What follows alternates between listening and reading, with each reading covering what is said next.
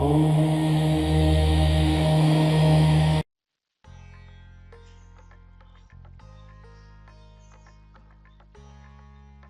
कृष्ण, हरे कृष्ण, कृष्ण कृष्ण हरे हरे, हरे राम, राम राम हरे हरे।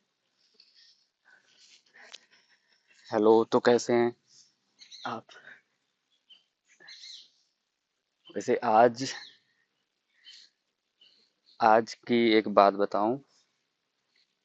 ये बात हालांकि मैंने अपने खुद के घर वालों के लिए लिखी थी, लेकिन जब मैंने इसमें आत्मा शब्द का यूज किया ना, तब मुझे एहसास हुआ कि आत्माएं तो सब हैं, तो सब पर लागू हो सकती है, और अगर लागू ना भी हो, और इसके 1% अंश से भी अगर किसी आत्मा का अच्छा हो पाए, तो आज का ये वीडियो सफल हो जाएगा। तो मैंने जो लिखी है बातें तो भूले नहीं, मैं बताता भी जाता हूँ, और एक्सप्लेनेशन की नीड हुई तो वो भी करता जाऊंगा। मैंने लिखा कि आज मैं खुद भी जहाँ पहुँच सकने लायक था, शायद से नहीं पहुँच पाया। और ये बात कहीं ना कहीं सब इंसानों पर लागू होती है। जो जहाँ पहुँच सकता है वो नहीं पहुँच पाता। इसके आगे लिखा है, लेकिन इसका दोषारोपण खुद को ही मानता हूँ। ऐसा क्यों बोला मैंने, ये खुद को मानता हूँ। कुछ इस जन्म के कुकर्म। अब कुकर्म का क्या मतलब है? इसका मतलब है ऐसे कुछ कर्म जो हम करना चाहते हैं उस डायरेक्शन में ना हो। मतलब अपनी दिशा से हम भटक कर जो कार्य करें, वो अपने लिए कुकर्म है। और बाकी कुकर्म का मतलब अपने अपने सोच में भी लोग अपने व्यक्तित्व के हिसाब से विभिन्न अर्थ निकाल सकते हैं। कुछ इस जन्म के कुकर्म या कुछ पिछले जन्म के कुकर्म का परिणाम होता है, जो सुख दुख का हिसाब बनाता है। और ये बात सही है। अगर हम अच्छा कर्म करेंगे, यानी कोई अच्छी चीज करेंगे, जैसा हम करते हैं वैसा लौट के आता है। जैसे अपने ही किसी और की जीवन की बात क्या करें। जैसे आप अगर पानी पियोगे तो आपकी प्यास बुझेगी, और वहीं आप अगर प्यासे हो पानी ना पियो, तो कुछ हद तक आप इसको सह लोगे, लेकिन एक टाइम ऐसा आएगा कि आप पानी के लिए तड़प उठोगे। ऐसे ही भूख है, प्यास है, इसके अलावा खान पान रहना। ठीक है, तो और आगे बढ़ते हैं इसको। इसलिए सुख और दुख जब मिलता है, बुरा वक्त जब आता है, तो हरि सुमिरन कर गुजर जाता है। क्योंकि वक्त है गुजर जाना, इसका काम है, चाहे अच्छा हो या बुरा। ठीक है, मतलब अगर हम बुरा कर्म कर रहे हैं, तो कोई और देखे या ना देखे, लेकिन हम खुद हैं जो यह देख रहे हैं, समझ रहे हैं, उसका एहसास कर रहे हैं। तो हिसाब भी हमें ही सुख दुख के रूप में देखना पड़ता है। मतलब आप अगर दुखी हो रहे हो ना, और किसी और को कारण समझ रहे हो, तो यह कहीं ना कहीं अपनी खुद की मूर्खता या ना समझी है। मतलब खुद के अगर सुख हैं या दुख हैं, तो हम खुद ही बनाते हैं उनको। यह बात इसलिए नहीं कह रहा कि वैसे आप हो, लेकिन आगाह रहना। अच्छा, यह बात इसलिए नहीं बोला कि उस तरह के आप हो, या किसी को आप दुख दे रहे हो या बुरे कर्म कर रहे हो, ये आपके लिए नहीं है। ये आगाह करना या चौकन्ना होना या कुछ हद तक दुखों से शायद हमें बचा सकता है। मतलब अगर हम कुछ ऐसा कर्म करने वाले हैं कि सामने वाले को बुरा लगेगा, या हम जानते हैं कि वो बुरा कर्म है, सामने वाले को नहीं पता, तो हम खुद ही वो बुरे कर्म कर रहे हैं। और ये हमें वहीं पे आगाह चौकन्ना हो जाना चाहिए कि उससे करने से हम अपने मन को, अपने खुद को रोक पाए। तो अगर हमारे मन में कुछ बुरा कहने, सुनने या लड़ने या सुनाने का तथ्य आए, तो वहीं पर रुक कर उसके स्थान पर अच्छा कर पाए, तो इसके अनुरूप हमारी खुद की जिंदगी अच्छी या बुरी बन सकती है। हम इंसान हैं, इसी अच्छे बुरे कर्म में फंसकर जीवन मृत्यु के बंधन में युगों युगों तक अपने लालच क्षणिक सुख, चिंता और ठीक करने के लिए और आत्माओं के साथ क्लेश, इन सब में उलझकर इस अंधकार में रह जाते हैं। मतलब ये होता है कि हम ये भी चाहते हैं कि अच्छे से रहें, लेकिन हमारा जो मन है, या हम अपने आप को सफाई देने के लिए, अच्छा साबित करने के लिए फिर बुरे कर्म करके फिर अनबन पैदा कर लेते हैं, और दो आत्माओं के बीच में क्लेश शुरू हो जाता है। अब अगर हम कहीं ना कहीं देखें, देखो मैंने यहीं पे आत्मा का जब शब्द यूज किया तो मुझे एहसास हुआ कि आत्माएं तो सभी हैं, और सारे ही परमात्मा का एक अंश हैं। एक अंश का मतलब जैसे अनंत भाग हैं, अनंत भाग का एक हिस्सा। तो अगर हम सब आत्माएं हैं तो हम सब एक परिवार का हिस्सा हो गए, हम सारा एक ही परिवार है। इसके आगे मैंने लिखा है, मोक्ष परम सुख है, जिसका अर्थ मर जाना या खुद को खत्म करना कतई नहीं है। कई लोग मोक्ष के लिए सोचते हैं कि भाई मर जाएंगे तो मोक्ष मिलेगा। ऐसा कुछ नहीं है। ये जीवन मृत्यु का बंधन कभी खत्म नहीं होता। और मोक्ष हम सच्चे सुख को कहते हैं। मतलब ये नहीं कि आपको सच्चा सुख मर के मिल जाएगा, आप इसी कर्म युग में ही अच्छे कर्म करते रहो। कुछ बुरा शब्द आए उसकी जगह अच्छे शब्दों का उपयोग करो, सबसे अच्छा व्यवहार करो। आप जहाँ जाओ तो लोग आपको कहें कि आपको आपकी तारीफ करें, या आपके बारे में केवल अच्छा सोचें, अगर आप वास्तव में अच्छे हो तो। अच्छा क्या होता है? जो हमारे लिए काम करे, अपना फायदा दे, वो हमारे लिए अच्छा है। तो भाई नुकसान तो मत करो, फायदा तो दे सकते हो दो, नहीं तो फिर न्यूट्रल रहो, ना अच्छा ना बुरा। सुख दुख लाभ हानि जय पराजय सबको स्वीकार कर निस्वार्थ कर्म कर आगे जाते जाना। लेकिन हमारा मन खुद के या परिजनों, पुत्र पत्नी, माँ, पिताजी, भाई बहन या किसी और आत्मा के मोह में रहकर अच्छे या गलत कर्म करवा हमें यह माया जाल में उठा पटक करवाता रह जाता है। मतलब ये है कि अगर हम सीधा सीधा रास्ता जो भगवान ने दिया है, या हम कहें कि हम खुद ही अपने भगवान हैं, अगर हम अच्छे कर्म कर रहे हैं तो हमारी जो आत्मा है वो परमात्मा की तरफ बढ़ रही है, और परमात्मा ही भगवान है। तो अगर हम अच्छे कर्म कर सकें तो हम अच्छे रास्ते पर, यानी उस तरफ बढ़ रहे हैं जो जिसमें अनंत सुख है, अनंत सुख, अनंत संतोष है। लेकिन हम वहां पे नहीं पहुंच पाते, क्योंकि हम कहीं ना कहीं पुत्र मोह, पत्नी मोह, माँ मोह, भाई के प्रति या इन सब के प्रति कुछ भी भावना आकर, जैसे किसी को बुरा लग गया, किसी ने बुरा कह दिया, हम अच्छा करने के लिए बीच में पहुंच गए, फिर उधर से भी हमें वाइब्रेशन मिली, इधर से भी मिली, और दोनों के बीच में हम फंस के रह गए। तो हम इसी माया में, हाँ, इस चीज में हम सुखी भी हो जाते हैं क्षण भर के लिए कि हमने सॉर्ट कर दिया, सब कुछ सही हो गया। तो हम फंस कर क्षणिक सुख में अपना जीवन नष्ट करते रहते हैं। और सच में जीवन बहुत छोटा है। लोग छोटी छोटी चीजों पर, खान पान, रहन सहन, जमीन जोरू, इन्हीं सब की लड़ाइयों में अपना ज्यादा टाइम खराब कर देते हैं, और एक जो परम शांति का, सुकून का अनुभव होना चाहिए वो नहीं हो पाता। और ये अनुभव जब होता है तो तब तक बहुत देर हो चुकी होती है, तब तक हमारा शरीर काम नहीं करता। इसीलिए हमें जगना होगा। जीवन कम है, जमीन कर्म इस भूलोक का नियम है। हाँ, ये भी है कि अब ये सोच के कि भाई सब करने वाला परमात्मा है, हमारा कोई रोल ही नहीं है। यह सोच के अगर हम कर्म करना ही बंद कर दें, अगर आपके ताकत है तो आप सांस रोक के दिखाओ। मतलब इस जीवन में हर चीज जो हम करते हैं, सुबह से उठने से लेकर रात तक, अपना जो हम ड्यूटी करते हैं, काम करते हैं, खेत में खेती का काम करते हैं, या जो जिस व्यवसाय में है वो उससे रिलेटेड काम उसको करना ही पड़ेगा। क्योंकि ये कर्म युग है। यहाँ बिना कर्म के आप सरवाइव कर जाओ, रह जाओ, जीवन निर्वाह कर लो, ये पॉसिबल नहीं है। इसको आपको समझना होगा। नहीं समझ पाओगे तो भटकना तो फिर काम है ही। जीवन कम है, जमीन कर्म इस भूलों का नियम है। कर्म विधान बना ही इसलिए है, आपने जीवन कार्य या शांति पूर्वक चलने के लिए हर आत्मा को कर्म करना ही पड़ता है। बिल्कुल सही बात।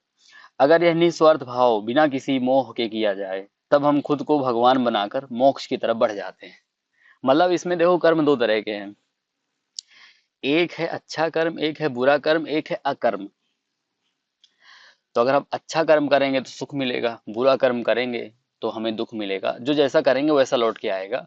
और अगर आप अकर्म करो, अकर्म का मतलब होता है कि जिसका ना तो सुख मिलता ना दुख मिलता, ना उसका पाप बनता ना पुण्य बनता, तो ये अकर्म करते हैं भगवान। जैसे हम लोग अगर भगवान, मतलब भगवान तो आदमी खुद ही होता है अपना क्योंकि आदमी अपनी आत्मा को अच्छे कर्म करवा के परमात्मा का जो अंश है परमात्मा की तरफ बढ़ जाए तो भगवान की तरफ बढ़ रहा है।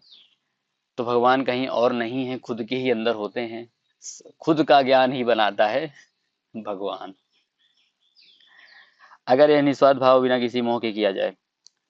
तो अगर हमारे अकर्म में अगर हम किसी कोई ऐसा कार्य कर रहे हैं जो सामने वाले को दुख ना पहुंचाए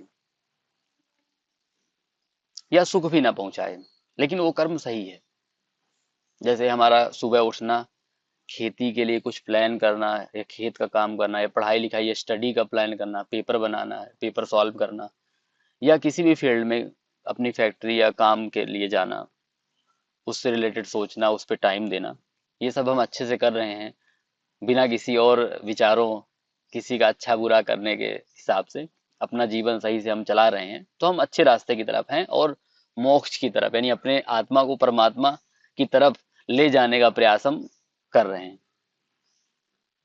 जो जैसा करेगा उसको वैसा ही मिलेगा। हाँ, सब करने वाला परमात्मा है, यह सब अपना भाग्य खुद लाते हैं। अच्छा, सब करने वाला परमात्मा है, सब अपना भाग्य खुद लाते हैं। मतलब हम ये चिंता जिताते हैं कि हमारा पुत्र क्या करेगा, उसका क्या करियर होगा, पढ़ाई लिखाई क्या होगी, या अपने भाई का क्या होगा क्या नहीं होगा। तो भाई वो खुद ही अपने कर्म बनाएगा ना। हाँ, ये है कि एज ए गार्जियन हम उनको गाइड कर सकते हैं, लेकिन जो उनकी जिंदगी में होगा ये अपने हाथ में नहीं है। नहीं, अगर अपने हाथ में होता तो हम कलेक्टर की सीट में बैठा देते ना, हमारा मन होता तो, या हम उसको डायरेक्ट डॉक्टर बना देते लेकिन अपने हाथ में तो है नहीं ना।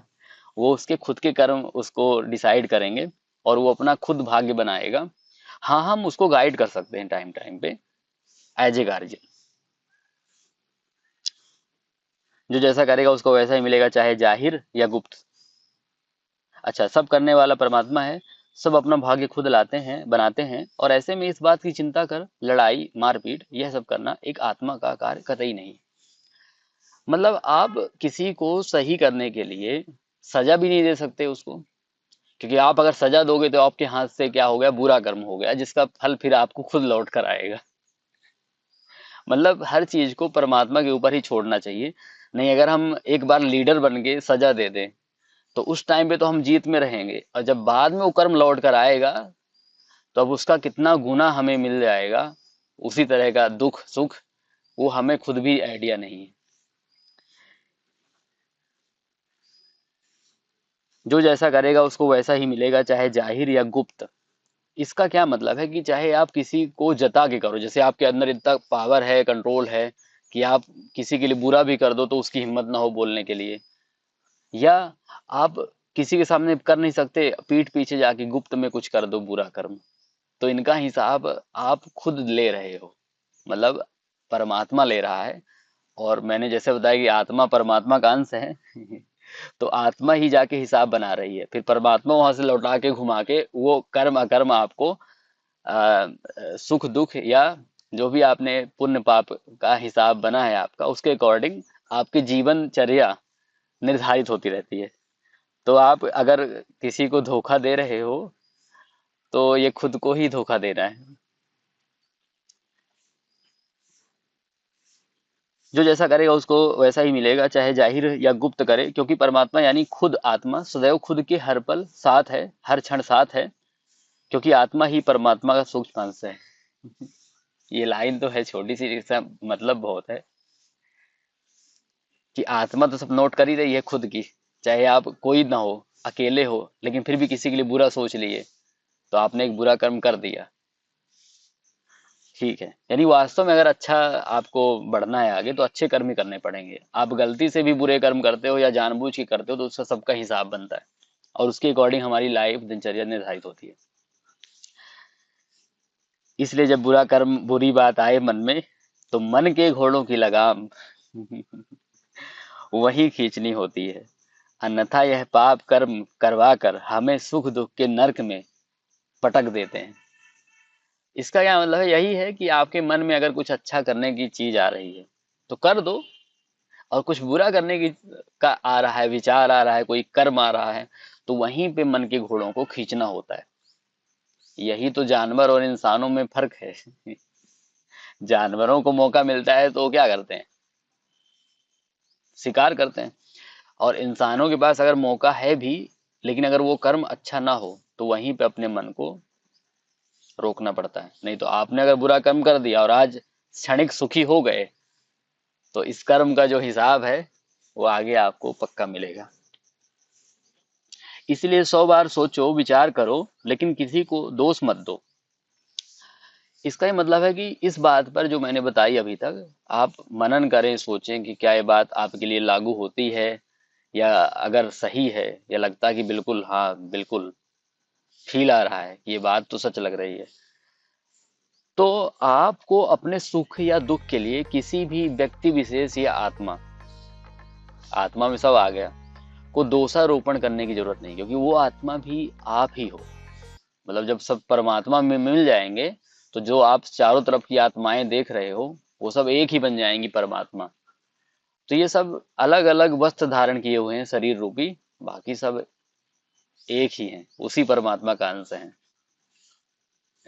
आगे मैंने लिखा है, अगर आप पूजा पाठ व्रत तप कर रहे हो, लेकिन आपका व्यवहार सामने वाली आत्मा को या लोगों को दुख दे रहा है, मतलब दिखाने के लिए तो आप घंटों घंटों अगरबत्ती पूजा, है ना, भजन कीर्तन सुन रहे हो, कर रहे हो, लेकिन आपका जो व्यवहार है और जो आचरण है, जो आपकी वाणी है, वो सामने वाले को कष्ट, दुख का भाव पैदा करवा रही है। या आप खुद ऐसा व्यवहार करो, किसी को मार रहे हो, गाली दे रहे हो, या ऐसा कोई भी कृत्य कर रहे हो, तो भगवान आपकी पूजा व्यर्थ मानकर कोई सुख नहीं देते। क्योंकि मैंने पहले बताया, भगवान तो आप खुद ही हो ना। तो आप अगर खड़े हो घंटों व्रत कर रहे हो, लेकिन आप अगर आचरण अच्छा नहीं कर रहे, तो आपने बुरा कर्म कर दिया, इसलिए आपको सुख नहीं मिल रहा, क्योंकि आप खुद ही बुरा कर्म करके अपने को दुख दे रहे हो। ठीक है, तो भगवान आपकी पूजा स्वीकार नहीं कर रहे, यानी आप खुद अपनी परमात्मा को, अपनी आत्मा की पूजा स्वीकार नहीं करने दे रहे। इसके बजाय यदि आप अपना व्यवहार मीठी वाणी सदाचरण करो, तो आपको भगवान सुख, शुभ सुख देते हैं। शुभ सुख। एक तो हो गया शुभ, एक हो गया अशुभ। अशुभ सुख का मतलब है कि आपकी नजर में वो चीज सही लग रही है, लेकिन वास्तव में सही नहीं है, लेकिन आप सुखी हो रहे हो, तो आप ये सोचते हो कि मैंने सही करके सही किया इसलिए मुझे सुख हो रहा है, जो क्षणिक है। और शुभ सुख का मतलब है कि जो काम आप करना चाहते हो या कर रहे हो वो वास्तव में सही है, और उससे आपको सुख की अनुभूति हो रही है, तो वो अपना शुभ सुख हो गया। ठीक है। इसका यदि अपनी मीठी वाणी से जान करो, ठीक है। हाँ, पूजा पाठ का ढोंग या नाटक, इसको ढोंग या नाटक ही कहेंगे जब भाई उसका कोई फल ही नहीं मिला आपको और आपकी जिंदगी खराब हुई ज्यादा। आप पूजा पाठ करके सोच रहे हो एहसान कर दिया भगवान के ऊपर। इसके वजह यदि आप अपना व्यवहार मीठी वाणी से आचरण करो, तो आपको भगवान शुभ सुख देते हैं। आप चाहे उन पर पूजा का एहसान करो या ना करो, उनको आपकी पूजा पाठ की जरूरत नहीं है। वो भगवान है, सब उनसे है, वो आपसे नहीं। ये लाइन बहुत गहरी है। हम मंदिर जाते हैं नहा धो के, चप्पल उप्पल उतार के, देखो मैं भी जूते पहना हुआ हूँ लेकिन अच्छी बातें कर सकता हूँ जूता पहन कर भी। हम लोगों को देखते हैं और उनको कैटेगराइज भी करते हैं कि ये ननजतिया है, बड़जतिया है, ये वो, ये मुस्लिम, हिंदू, सिख, ईसाई है। अरे भाई, भगवान ने वहां से भेजा आत्माओं को, अब आत्माएं किस तरह का वस्त्र धारण कर ली, वो उन अब वस्त्र धारण करके भी आचरण कैसा कर रही हैं।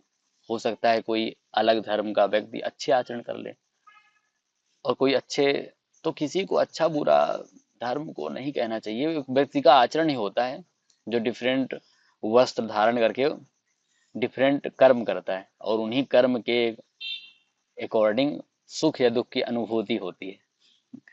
अनुभूति का मतलब एहसास। ठीक है। इसके बजाय यदि अपना व्यवहार, मीठी वाणी, सदाचरण करो तो आपको भगवान सुख दुख देते हैं, चाहे आप उनकी पूजा का एहसान उन पे करो या ना करो।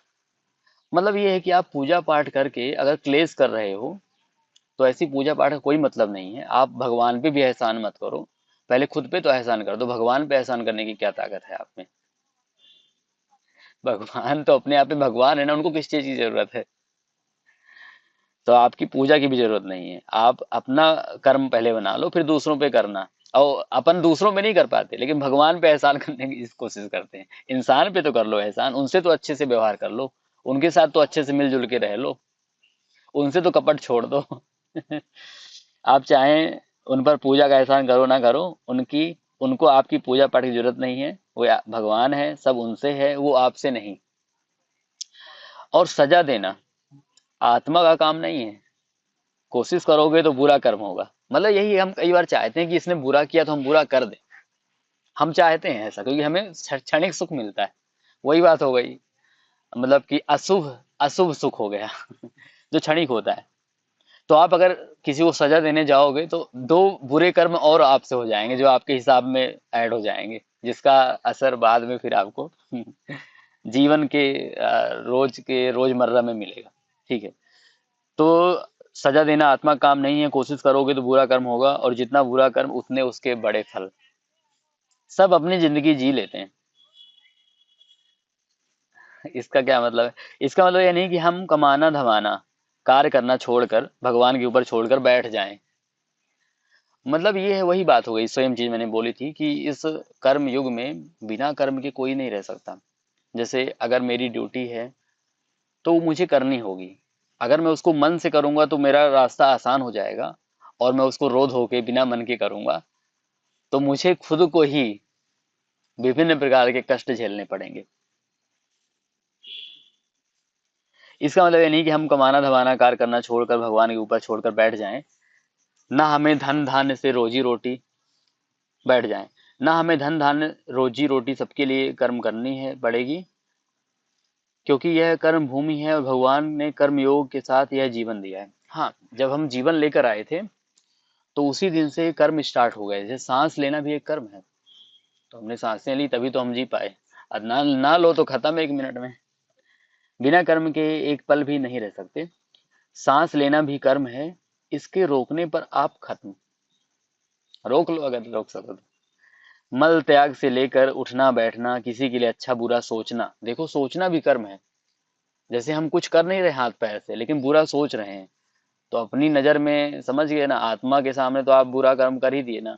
तो उसका हिसाब परमात्मा यानी आप खुद दोगे। यानी आप अगर बुरा कर्म, बुरी वाइब्रेशन, बुरा सोच रखोगे तो वैसे ही आपकी दिनचर्या, वैसा ही आपको सुख या दुख की अनुभूति होगी। भगवान की पूजा कर उन पर एहसान करने की जरूरत नहीं है, जरूरत है सदाचरण की। तो इसका मतलब ये है कि आप अच्छा व्यवहार करो ना। पूजा पाठ करके भगवान पे एहसान मत करो, क्योंकि भगवान तो खुद आपके अंदर है। आप अच्छा व्यवहार करोगे तो आप अपनी आत्मा को भगवान से मिला पाओगे, परमात्मा से मिला पाओगे। तो आप खुद ही भगवान बन जाओगे। और जो भगवान बन गया तो उसको काहे का सुख काहे का दुख। वो हर तरह की चीजों में संतुष्ट हो जाएगा। मतलब ये इसका मतलब नहीं है कि छोटे में संतुष्ट हो जाएगा। इसका ये मतलब है कि हर तरह के सुख की अनुभूति उसके अंदर खुद ही विद्यमान रहेगी। जब चाहेगा उस प्रकार का सुख उसको मिल जाएगा। जो सदाचारी बनता है उसके शब्द ही भगवान भी सुनते हैं, बाकी के नहीं। इसका ये मतलब है कि अगर आप अच्छा व्यवहार कर रहे हो, लोगों से अच्छा मिलना जुलना बोलना, या जो आत्मा आपके संपर्क में आती है वो आपसे सुख लेकर जाए, कोई दुख का भाव या ऐसे दुख लेकर के ना जाए, जिसे कई लोग टोंट करते हैं। तो वो क्षणिक सुख है आपके लिए, लेकिन उसका हिसाब जो बन रहा है ना, वो कितने गुना आपको दुख देगा वो आपको भी नहीं पता। इसलिए अगर हरि सुमिरन यानी खुद का सुमिरन, भगवान का सुमिरन कर लो तो आप कहीं ना कहीं उस दुख को कम कर सकते हो। क्योंकि भाई हम तो इंसान हैं, कर्म अकर्म पुण्य पाप तो हमारे से होते ही हैं। तो कुल मिला के जो सदाचारी बनता है उसके शब्द ही भगवान सुनते हैं। मतलब आप किसी के लिए बुरा भला बोल रहे हो, सोच रहे हो भगवान सुनेगा, 1% भी नहीं। उल्टा आपको ही बुरे कर्म के लिए बुरा भोगना पड़ेगा। तो कर्म कैसा है वो डिपेंड करता है। लेकिन हाँ, अगर आप सदाचारी हो और अच्छी चीजें किसी के लिए बोलते हो, अच्छा व्यवहार करते हो, अच्छा कर पाते हो, तो आप खुद ही भगवान बन के किसी के लिए अच्छा कर देते हो। उठो जागो और खुद का जीवन छोटी छोटी बातों में बेकार मत करो। जितने दिन हैं सबसे मिलजुल कर प्यार से रहो। सुख दोगे तो तुम्हारे हिस्से में भी लौट कर सुख ही आएगा। जो दोगे वही मिलेगा। तो निर्धारित कर लो खुद को देखना है, खुद को सुखी देखना है या दुख दुख में देखना है। क्योंकि सारा तुम्हारे ही हाथ में है, तुम्हारे ही अंदर है। कोई और आत्मा जिम्मेदार नहीं। कई बार हम अपने छोटे मोटे सुख दुख के लिए किसी और को जिम्मेदार मानते हैं। अब देखो, भगवान ने इधर भेजा है तो व्यवस्था करके सबकी भेजी है। और हम अगर कानून अपने हाथ में लेते हैं, कंट्रोल अपने हाथ में लेते हैं, तो हमारे से और बुरे कर्म होते हैं। जो हो सकता है हमें एहसास ना हो उसका, क्षणिक मतलब उसी पल में, लेकिन आगे जाकर या एक दो दिन बाद या शाम को ही या उसी दिन हमें उसका बुरा या अच्छा फल मिलता है। तो हमें ये कोशिश करना चाहिए कि जो हमारा कर्म हो इस मोमेंट का, इस पल का, क्या वो हमारे लिए सही है। जैसे अगर हम किसी एग्जाम को क्रैक करना चाहते हैं, तो क्या हम उस डायरेक्शन में अपने आप को ले जा रहे हैं, हम उस तरफ बढ़ रहे हैं। अगर आप इस मोमेंट में जिम्मेदारी ले लोगे कि आप किसी के साथ बुरा नहीं सोच रहे, बुरा नहीं कर रहे, अगर कोई बुरा कर भी रहा है तो आप उसको मीठे स्वरों में जवाब दे रहे हो, आपका टोन सही है, बात करने का तरीका सही है, किसी को आप बुरा फील नहीं करवा रहे, यानी आप हर मोमेंट की जिम्मेदारी ले रहे हो, तो आपके यही मोमेंट बन के घंटे, दिन और सारी आपकी महीना, साल, ये सब अच्छे से निकलते जाएंगे और आप एक अच्छे रास्ते की तरफ बढ़ते जाओगे। तो हमें बस ध्यान रखना है हमें इसी मोमेंट का, इसी पल का, कि हमें इसी पल से अपने इस मोमेंट की जिम्मेदारी लेनी कि हम अच्छा कर्म करें। तो एक छोटा सा मैंने प्रयास किया है, हो सकता है इससे किसी आत्मा का जीवन थोड़ा बहुत सुधर जाए, अगर ये बातें समझ में आए। एक भी आत्मा का अगर फायदा हो जाता है, वो परमात्मा की तरफ बढ़ पाती है, तो ये वीडियो बनाना मेरे लिए सफल हो जाएगा। तो बहुत बहुत धन्यवाद, अगर आपने एंड तक सुना है, लास्ट तक, तो इसके लिए बहुत बहुत धन्यवाद आपको। मुझे बहुत अच्छा लगा ये चीज़ें शेयर करके। और भी कुछ अगर विचार आते हैं, ऐसा कुछ होता है, तो मैं फिर से आपके सन्मुख उपस्थित होऊंगा। Thank you, bye bye. आपका दिन शुभ हो।